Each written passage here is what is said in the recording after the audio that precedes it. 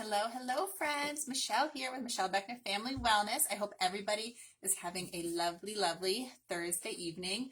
I've got a big one to talk about today. I don't know. I feel like we might be here for a while, but we'll see. So, pretty much all week this week in the group, we've been talking about baby symptoms and basically what's common versus what's normal.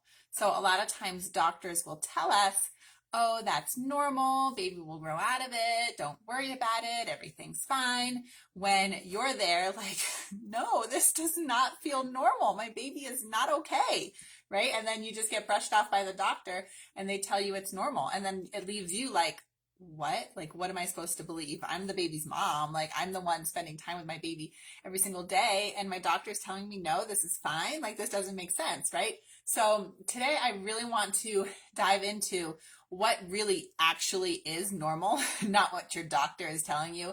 Oh, that's normal. Don't worry about it. Baby will grow out of it. I have this gray hair like sticking straight out. It's bothering me. And what's common, so doctors think it's normal because they see it all the time, right? But it's actually not normal, and there's actually things you can do about it. So we're going to dive into this today. I feel like I have a lot to say about it. I feel like everyone in the group has a lot to say about it because we've been talking a lot about this this week. So I have a bunch of notes. I have like a ton of notes. I feel like we're going to be here for a while. So if you're watching, say hello. Let me know if you have any questions or if you just want to share your experiences or what sort of symptoms you're dealing with and you're not sure, like if they're just normal baby stuff or if it actually is like something that we need to work on. So post those in the comments if you want, and we can talk about those. I do have a few questions from people in the group, specifically about like what they're going through with their little ones. So I'll try to get to those at the end. So like I said, we might be here for a little while, but that's okay. Okay, so let's just talk first about normal baby symptoms, okay?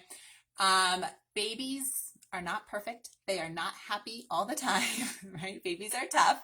I think one of the very first lessons my husband and I learned after we had our first was that they keep you guessing, right? Whenever you feel like you've got them figured out and things are easy breezy, it's not going to last for a long time, right? But then on the flip side, whenever things seem really hard and they're not working very well, or baby's not sleeping, or baby's unhappy, or whatever it is, then that doesn't last for a very long time either, unless it is something that we can get to the root cause of, which we'll talk about. And hopefully by the end of this, you'll be able to understand the difference between like, okay, is there actually something that I need to dig into a little bit deeper? Or is this just like normal baby stuff that we're going to get through, right? Because babies keep us guessing, okay? So we need to remember, and I remind this to people all the time, babies are growing so rapidly. They're developing so quickly, like their whole body from their brain to their digestive system, like everything in their body is developing really quickly. So that's hard, right? It's hard for them.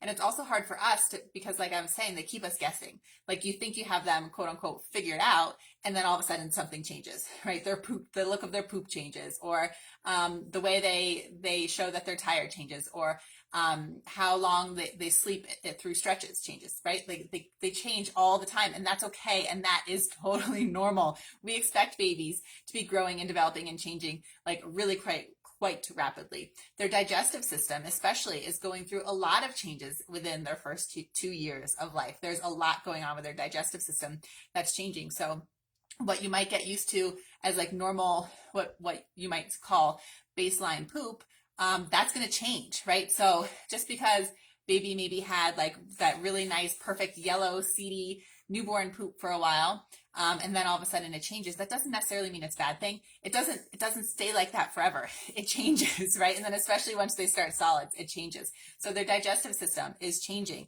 That can make things difficult for them. It can make things a little uncomfortable for them. And then again, it'll make their poops change, right? As they get older, things will change. I'm just going through all my notes. They're learning how to live outside of you. They've been nice and warm and cozy, living in water inside your room, like all tucked up in a little ball, like always being held and cradled and cozy and comfy. And now all of a sudden they're like, what is this world? I'm learning how to breathe air, right? I'm learning how to burp. I'm learning how to fart. I'm learning how to poop. I'm learning how to move. I'm learning how to not always be held and be on my own. Like, this is hard. Babies are not happy all the time because they're learning about all these things and they're changing and they're growing in their brain. They're like learning so much stuff so quickly. So no, they're not going to be happy all the time. And that's okay. All right. What else? And oh, right. So, and crying is the only way babies have to communicate, right? So yeah, babies cry a lot. And we'll get to, like, if you're watching me, like, dude, Michelle, like, I know, I know this stuff, but believe me, my baby cries a lot. Like, we will get to that. Okay. But I just want to reassure you guys that, like, and we don't expect our babies to be perfect, right? We don't expect anybody to be perfect. Maybe sometimes we expect ourselves to be perfect, but we know that is not possible deep down, right? So I just want to remind you, things are always changing with your baby. Your baby is not always going to be happy and perfect, even if they were at one point. They're not now. Like, maybe they will be again for a little bit, but they're just changing. Okay. Life is hard for them. The way their poop changes, I've talked about. Their day-to-day temperament changes, right? Because they're learning new things, right? So they're just not going to be the same every day. Some days are going to be harder. Some weeks are going to be harder. Some months are going to be harder. But things will get better, right? So that's the normal stuff, right? So two things that are really super helpful to kind of help you differentiate between, like, okay, what is just this normal baby stuff? My baby learning and growing and developing and learning how to poop and fart and burp and all this kind of stuff. Like, the difference, one thing that kind of helps with that is I feel like a lot of people now know about the Wonder Weeks, which is basically like, you can Google it. It's an app, it's a book. So it's about baby's brain development, and there's certain periods of time when baby's going through what they call a leap, when they're really making big developmental strides. And sometimes those weeks can be a little bit tougher, and baby's not sleeping as well, a little bit more unsettled, crying more, right? So a lot of times when you think, like, oh my God, what did I eat? What am I doing? Like, I need to, like, throw everything out and start over again. What did I eat? Blaming yourself, blaming food, all this stuff. Maybe they're just going through a leap. So just Google it and see if they're in that time period where it might be a developmental leap, and that could be it. So Wonder Weeks can be super, super helpful. Another thing that I actually just learned about recently is called the period of purple crying, which I don't know that much about, but look it up, because it basically talks about how babies go through periods where they just cry more often. And again, it's a developmental thing, right? So I really just want to assure you that if you feel like things are really hard or getting really bad, and maybe they were okay last week, but now they're not okay, and you're like, what the heck happened? I just cut all these foods. Now what should I do? Like, just give it a minute. Just give it a minute, because it might just be normal stuff, okay? What's not normal? First of all, I want you to trust your gut. You are their mom. You know your baby better than anybody else. You certainly know your baby better than the doctor, who only sees them every couple months, and all they care about is how they're gaining weight, right? And, maybe obviously your doctor cares about your baby a little bit more, but that's what your doctor has to go off of, their weight gain. Like, they don't really have that much else to go off of, because they're not living with your baby every single day like you are, right? So you need to trust your gut, and you need to trust your mother's intuition. And if you're like, no, Michelle, this is more than just a phase. This is more than just a developmental thing. My baby is just not happy. My baby is so uncomfortable, right? That's number one. Trust your gut. Okay. If you think there is something wrong with your baby, let's dig into that. Okay. Maybe everything's fine. Maybe it'll pass. No big deal. But I want you to trust your gut. And it's so hard. This is something I work with a lot with my one-on-one clients, is like finding that balance between not driving yourself crazy and going into this spiral of worry and fear about food and wondering what to do and always questioning and worrying, between that place, but also trusting your gut. Right. So feeling like, what, I feel like something's wrong. So it can be really, really tricky to kind of find that middle ground where, yeah, you're trusting your gut, you're paying attention to what's going on with baby and their symptoms and maybe some patterns, but you're not going in this spiral, right? That's causing you way more anxiety and worry and fear than needs to be. So, okay, let's dig into some more symptoms, like more specific stuff. Give me some thumbs up or something if you guys think this is helpful. Okay, so let's keep talking about just like normal baby discomfort. So this would be things like, well, I shouldn't say normal. Let's talk about uncomfortable babies. Okay. So this would be things like a bloated belly. So like really tight and bloated, pulling up their legs like they're uncomfortable. This could just be normal gas because remember their digestive system is developing a lot. They're learning how to burp and poop and fart, like their bodies are just kind of working out the kinks and getting it to work. So that could be okay. So again, don't automatically just go to blaming food and saying, oh my God, what should I eat? And I know it's so easy to go to because I do that.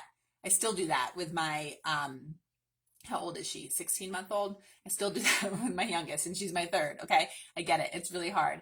But before like going into this, spiral of blaming it on food and worrying about everything, try some simple things. Of course, like we all know, like I actually did a video on some stretches for babies and like baby massage and things like that that can help with gas. Crossing their legs and pulling them up to their chest, doing the bicycle kicks, tummy massage, like those sort of things. Try those and see if that's helpful. Again, because your baby's digestive system is growing and learning how to do what it's supposed to do. So sometimes it could be a little bit uncomfortable. We don't want baby to be constantly uncomfortable, right? If that's the case, we definitely want to dig into it a little bit more. If you notice patterns, like maybe baby's always uncomfortable after nursing, right? Or only uncomfortable if you kind of combo feed. Maybe baby's only uncomfortable after drinking a bottle, but not after nursing. Maybe baby's always uncomfortable when they first wake up or right before bed or after you eat a certain food, right? So start to notice those patterns. Again, finding that balance between noticing patterns, but not driving yourself crazy and changing things all the time. Just kind of taking it step by step. And that's sort of what I'm here for because, I've been through it a lot. I've worked with hundreds of moms. So it's easier for me and I'm outside of your life, right? So it's easier for me to notice those sort of things and help you figure out like the step by step stuff. But if it is that just sort of general kind of discomfort in baby, try some of those stretches if you want to, actually, I'll try to remember to post the link at the end of this just so it's there. I have a little video I did on little baby Miriam when she was, 6 months old or something. I showed some good baby massage for that. Okay, so that's kind of that's with discomfort. Okay, so it could be normal. Hopefully, let me know, guys, if it doesn't make sense to you, the difference between just like normal baby discomfort and baby discomfort that we kind of might want to dig into a little bit more. Let's see. Okay, another thing that I always recommend, well, I shouldn't say always, another thing that I find myself recommending quite often before, this is my job, okay? Like I help people figure out how to make their diet work for them and baby, right? But that's not always the first place I go, right? And we've already talked about a lot of other things. Here's the steps, like, okay, is it just normal developmental stuff? No? Okay, well, is it just some gas that maybe you need to help them work out? No? Okay. Does it seem a lot worse? Do you notice any patterns? Okay. What about going to see an IBCLC, a lactation consultant? I always recommend an IBCLC because that's like the highest certification you can get as a lactation consultant. Maybe go to multiple lactation consultants. Make sure that their latch is good. Make sure they're not swallowing air. Make sure there's no problems with letdown or oversupply or anything else that a lactation consultant knows that I don't know because I'm not one.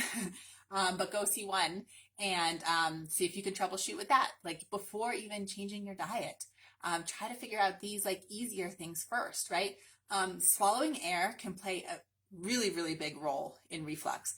Reflux is never that your baby has too much stomach acid. Never. Babies are not born with too much stomach acid. So reflux meds reduce stomach acid. They might make baby a little bit more comfortable because it's less acidic when it comes up, but they do more harm than good. Okay, so if you need them for baby to be comfortable while you get to the root of it, then that's fine. But if you're just doing it because your doctor's like, oh, try this, it's probably going to make things worse. Okay. But anyway, reflux is not always a digestive thing. It can be. A lot of times it's attributed to just swallowing too much air. So again, if their latch isn't right, or if your letdown's really fast and they're gulping, if you're combo feeding and they're drinking bottles, they could be getting more air. Or if you're making formula bottles and shaking it, they could be getting more air. So you can look up, there's like a specific way to make bottles of formula without shaking it. And I think someone had a question about this actually. I feel like I said, I have a lot to talk about and I am just going. So, who was it that had a question about colic and reflux? Why do I not see it now? Okay, Michelle. Oh, hey, Michelle. Another Michelle. She said that baby is 11 weeks old and cries a lot after feeds. Is that colic or related to the reflux? So, Michelle, a lot of times colic and reflux go hand in hand because of what I'm saying with reflux. A lot of times simply being from baby swallowing too much air. If they're crying a lot, they're swallowing extra air, and that can make their reflux worse, and that can make them more uncomfortable, which can cause them to cry more. So this colic reflux is a really difficult cycle. But once you understand the root cause of it, swallowing too much air and maybe some other food sensitivities, right? Then you can kind of break the cycle, right? So Michelle, hopefully that answers your question. Colic and reflux kind of go hand in hand with swallowing air. And first of all, pediatrician said you must cut out all dairy. I mean, you do you don't have to do what the doctor says. A lot of times you hear cutting dairy can't hurt, could help, right? So yeah, cutting dairy is a really good step, sometimes a really good first step. But if you feel like you can't handle it and there's other things you can do to troubleshoot before a whole diet change, then try those first. But you said you are on day 6, I think. Day 6 of dairy free. So Michelle, I'm curious. I'd love to hear how it's going. Hopefully it's going well. Hopefully you are like figuring it out, and hopefully it's kind of helping with baby symptoms. But we definitely want to work on the whole swallowing air thing. So because that can kind of settle the reflux and the colic too. So okay, so that's sort of like lower level stuff. Oh yeah, and okay, let's talk about reflux a little bit more. Reflux is tough. Babies spit up. Some babies spit up a lot. All of my babies were big spitters even after I got to the root of all their, well, I shouldn't say all of them, especially my first. Let's talk about Genevieve, my oldest. She was a big spitter. And when I finally realized that dairy was a problem for her because she had blood in her poop at like 4 months old, and I eliminated dairy, it did not change her spitting up at all. She still was like puked a lot after like every feed. It was just messy. But she wasn't uncomfortable. She wasn't bothered by it. I had eliminated dairy. It instantly cleared up her mucusy and bloody poops. So I know I was on the right track, and her spit up, like it just eventually went away, right? And so that's one of those cases where, yeah, they'll grow out of it. But the difference was she was not uncomfortable at all. And it wasn't like scary amount of projectile type vomiting like my son had. And Bradley's a whole different story. So that's when it could be normal. Just like, yeah, she spit up a lot and pretty much after every feed, and like a lot after every feed, but it wasn't making her uncomfortable. It was just normal, like puke. She was a pukey baby, right? My son Bradley, on the other hand, he would just do like soakers, like my full body outfit. Like I needed to shower after he would do, like it was bad. And this was after I eliminated dairy. So I eliminated dairy, same thing, mucus and blood in his poops. And he had rash all over him, like head down to his chest, so itchy, scratched. He like his whole head. He was Bruiser Bradley was his nickname because he was all scratched up. Eliminated dairy. That made the poops better, but not the rash and not the puking. And then finally, which I should have figured out earlier, realized it was eggs that were really bothering him. So after eliminating eggs, his spitting up just went from puking and vomiting a lot to just normal baby puke. And it was probably a lot, like more like above average, like my daughter was, but that's just how he was, right? And his skin cleared up and everything after we figured out it was an egg thing. So hopefully like sharing my story kind of helps you figure out like, okay, is this normal? Is this not normal? Are they going to grow out of it? Kind of baby stuff. Hopefully that's helpful. What did I want to say? Yeah. So the biggest thing is with reflux or spitting up or whatever you want to call it, if there's discomfort associated with it, yeah, we want to get to the bottom of that for sure, right? If it just seems like if it's like complete soakers, like projectile bomb, like babies can spit up quite a bit, and it might be alarming, especially if it's your first, or if it's your first like kind of spitty baby. But so again, this is where you kind of like trust your gut. Like, does it seem like it's like this is not normal, or does it just seem like, oh, my baby's kind of pukey, but I think it's okay, right? So I can't give you all the answers for that. If you want, like we can talk about it together and we can kind of figure out what it is. But yeah, we can't expect our babies to not puke at all. Like some babies don't. I never had a baby that wasn't pukey, right? Um, but it's again kind of walking that line, like, okay, should we troubleshoot with an IBCLC? Should we look into food? Is it really just normal stuff that they'll grow out of, right? So we can work on all that. But hopefully that's a little bit helpful. Let me take some water. Like I said, it's going to be a long one today. All right, so we talked about general discomfort, gas, constipation. Did we talk about constipation? I don't think we did. Oh, we're talking about poops next. Okay. Um, so we talked about normal discomfort, gas kind of stuff. We talked about reflux. If you have questions, like specific questions about any of that, let me know. Sometimes I can't see comments though when I'm live on my phone. So I'm sorry if you are asking me questions. Okay, so let's talk about poops and let's talk about constipation because did I have a question about it? I think somebody asked a question about it in the question thread this week with constipation. I feel like it's fresh on my mind for some reason. So let's talk about constipation first. Yes, it is very true that breastfed babies can go multiple days without pooping because breast milk is amazing and it is incredibly efficiently digested. So it can be totally normal for breastfed babies to go days without pooping. It's not normal if they're going days without pooping and they're uncomfortable, or if they are like, so if they're like, if it seems like they want to poop, like they're bloated, uncomfortable kind of thing, but they're not pooping and they're, scrunching up their legs, that kind of stuff. Or if your baby is just like a generally unhappy, unsettled baby, that might tell you that maybe your milk supply isn't enough for baby, or you're not feeding them enough on demand. Maybe they're just always hungry, right? And they're not eating enough. So that means that they're not pooping enough, right? So that could be one reason. Or if they are just uncomfortable and kind of bloated and just like their stomach is bothering them kind of thing, then it could be there are some digestive issues and we would want to dig into them a little bit, experimenting with elimination diets and maybe working on gut health. And it depends, right? It depends on like the whole story. So that's the thing with constipation. It's okay to go a few days without pooping. My youngest, when she was a baby, like only on breast milk, she would poop every other day, pretty much on schedule. So that's another thing. Like if it seems like it's pretty, that's what I always ask my clients on their intake paperwork is it regular? If it's regular, then we're good. Even if it's every 3 days, if it's regular, baby's not uncomfortable, then you're probably okay, right? Okay. I feel like there's something else I wanted to say about poop. What did I want to say? I have a lot to say about poop.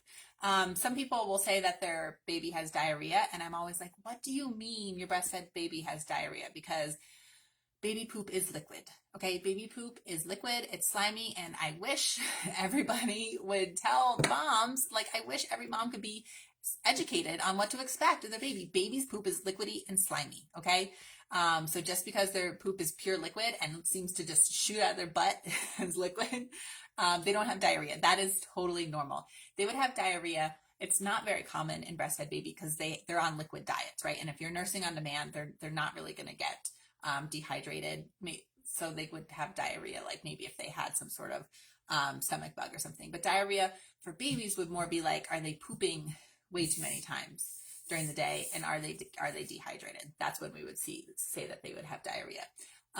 Little babies, they basically have a reflex that every time they eat, they poop. That's just what babies do, and it's basically a reflex. And they end up growing out of that at maybe like 8 weeks or so. I forget. But it's normal for baby to poop a lot. It's normal for baby's poop to be pure liquid. It's normal for baby's poop to be slimy.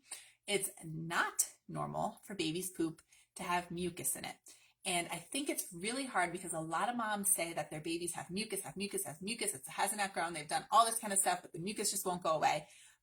We need to really understand what it means to have mucus in your poop. And I did a whole separate video on this.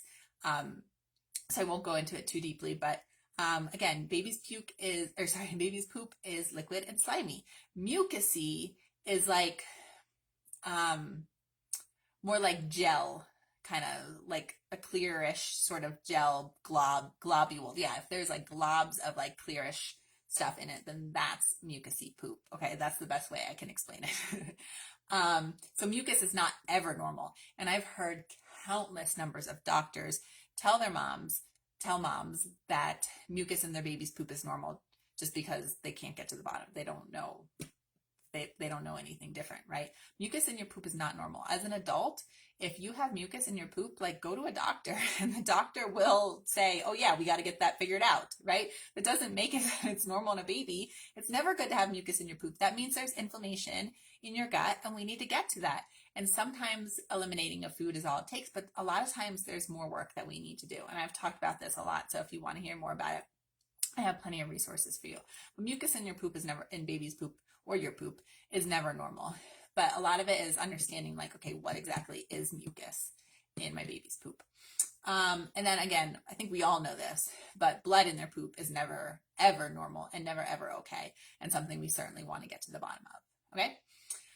All right. So that's gas, discomfort, reflux, poop. One last thing we want to talk about, as long as I don't have any other questions. Again, I can never see comments when I'm live on my, I shouldn't say never, but I usually can't see comments when I'm live on my phone, which kind of stinks. Okay, so last thing, let's talk about skin issues. One of my favorite things to talk about. So a lot of times we hear, oh, your baby has baby acne. That's normal. It's just hormonal. Like they'll grow out of it. No big deal. Yeah, if it's really baby acne, then yeah, it is no big deal. But you know what? Baby acne is not a full body, itchy, red, angry looking rash. That is not baby acne. Baby acne is like a couple pimples on your baby's nose or on their chest or in their hair, right? Like that's baby acne. And that should go away in a couple weeks or maybe a month or so, right? But if they have like an angry, inflamed rash on them, like my son had on his head and on his chest, that's not normal. And it's something that we can dig into, that we can get to the bottom of. And then of course, eczema. So if baby has itchy, dry, maybe red and inflamed, angry looking patches on them, then that's not something they're going to grow out of. And that drives me so crazy because eczema is so sadly common, especially in young kids, toddlers and infants. It's so incredibly common, which means it's also really easy to fix because we see it all the time. But doctors see it all the time. They don't understand nutrition or root cause medicine unless they're an integrative or functional medicine doctor. They just see it all the time and they see that babies end up growing out of it, or maybe mom ends up troubleshooting on their own, right? And figures it out. So they say, oh, it's just normal. Baby will grow out of it. Eczema is not ever, ever normal. Any sort of skin rash, like angry, inflamed looking skin rash, is not ever, ever normal. And you don't need to just wait for them to grow out of it. Okay. This is your baby's body saying, hey, there is something not right.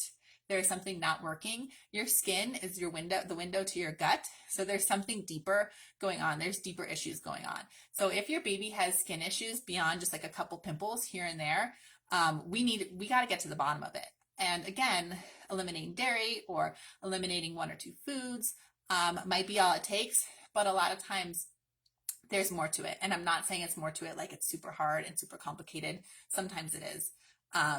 And that's when I refer people out to someone who can do further testing. But it's something we can certainly get to the bottom of. Your baby doesn't need to be itchy and uncomfortable and have this angry looking rash on them. And especially you don't need to wait for them to grow out of it. We can get that fixed. We can get it fixed, believe me. Okay. And I actually do, while I'm talking about it, I have a course called the Baby Skin Solution course, and the first module of that is completely free. So you can just go to like where you downloaded your dairy-free toolkit, courses.mlbfamilywellness.com, see the Baby Skin Solution course. You can watch the first module, and that kind of explains root cause of eczema and some very basic steps you can do to start working on it. I also have a gut health guide that's free in my free member resources right alongside the dairy-free toolkit. So anyway, my point is, like I said at the beginning, I like talking about skin issues because we can get those figured out. Someone did just recently ask about cradle cap. So cradle cap can be normal. All my kids had it. And the first two, it was certainly food and like gut health related. And once we got those sorted out, their cradle cap went away. My third, Miriam, she did have food sensitivities, like all three of my kids. She had cradle cap, but all it took was just rubbing coconut oil all over her head, because that's like antibacterial, antimicrobial, and antifungal. So you don't want to use that on eczema, which I get into in my course. And if you have questions about that, let me know. But it is good for cradle cap. So rub coconut oil on their head, let it sit there, kind of wash it out and comb it out with like a nice fine tooth comb, and sort of like break it up and get it out, and do all that kind of stuff, work on it. And if that doesn't clear it up after like 1 or 2 tries, then let's dig deeper into it, just like any other skin issue. Okay. But again, cradle cap can be normal. Try that first. If that doesn't work after like a try or 2, then we can dig into it a little bit deeper. Okay. I just went through a lot. I just went through a lot of stuff. I really hope it was helpful. And I would love it if people would chat, but I hope, it's not even showing up. I'm sorry. I'm on my computer right now to see if anybody asks any questions in the comments. Wonder if I need to figure out why I don't see comments on my phone. Ooh, sorry. Almost paused it. Okay. So I just remembered I had some questions that I needed to answer. So Michelle, I answered your question about reflux and colic. Hopefully, let me know if you have more questions about it. Eve or Ive, sorry if I am not saying it correctly. She said her 8-week-old has mucus in her poop, cut dairy 4 weeks ago, and soy and egg 2 weeks ago. Still no improvement in her poop, but her temperament is better. So that's good. That at least gives you some sign that what you're doing is probably right. Pediatrician's happy with weight gain. Yep, just like I said, right? Like that's all they look at sometimes. It seems it annoys the crap out of me. But something's causing inflammation. Yeah, girl, you know that it's inflammation, right? So mucus in the poop is never normal, and there's inflammation. So I don't want you cutting any more foods from your diet before we do try something else, okay? Eve, Ive. I wish I knew how to say it. I'm going to say Ive. No, Eve. I don't know. Okay. I don't want you cutting anything else from your diet. Dairy, soy, and eggs, and then you just cut wheat. So that's enough. Okay. Do not cut any more foods from your diet. Let's get to the bottom of this. There's more that we can do, and there's more that we should do than just eliminate more and more and more foods from your diet. And then really, I don't know anything about your diet, but even before cutting these foods, how much did you eliminate sugar or processed foods, junk foods, like all that kind of stuff, all those inflammatory foods, right? There's some sort of inflammation.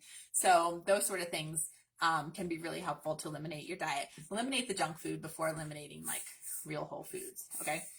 So before you eliminate anything else, let's work on getting to the root of baby's inflammation. So what sort of things can you add into your diet? Are you eating a lot of inflammatory oils and foods? Can we up your anti-inflammatory oils like omega-3 oils and anti-inflammatory foods? I've got a ton of resources for you about all that kind of stuff. So we can definitely figure out her mucusy poop. And then I guess the first thing I want to know, like, is it truly mucusy, or is it just like liquidy, slimy, normal baby poop, right? That's always my question. Everyone's like, well, do you mind if I send a picture? I'm always like, I don't love looking at poop, but it's part of my job, and I don't mind. So if you want to send a picture, just warn me first, because I could just be like wanting to veg out on the couch and then decide to check my messages, and then poop shows up and I'm like, whoa. So just ask first. Okay, so Eve, I've hopefully that's helpful. Last question, Amy. She has a 2-month-old that's constantly itching and rubbing their eyes and face and scratching her head. So that sounds kind of like my son, Bruiser Bradley, who I need to find some pictures of him. He was always so like scratched up on his face. It was rough. The pediatrician told her to cut dairy on Monday because they had other symptoms, but could dairy be the cause of the itching? She has flare-ups of baby acne on her face and head. So Amy, hopefully what I was just talking about with skin was kind of helpful. Itching and rubbing their eyes as a 2-month-old, my first thought is that is kind of normal for babies to kind of like always be touching their face, and as she gets older, if she's not yet, like putting their hands in their mouth, rubbing their eyes a lot, that is kind of normal. But if they're really like scratching and itching and actually like scratching themselves, and like you said, she's got flare-ups of baby acne, that's not baby acne if it's like coming and going. Baby acne is like soon after birth, they get a lot of hormones from giving birth, and it could cause an acne flare-up, which should go away. So if they get flare-ups of some sort of angry type rash, that acne looking rash, it's not normal baby acne. So we want to get to the bottom of it. So the itching and rubbing eyes, like, could be normal stuff, but it seems like there's a lot of other symptoms going on. So it's something we want to get to the bottom of. So as I've been saying, going dairy-free a lot of times is a really good first step. But there's other things that we can do, right? So another thing I'm thinking, maybe not with a 2-month-old.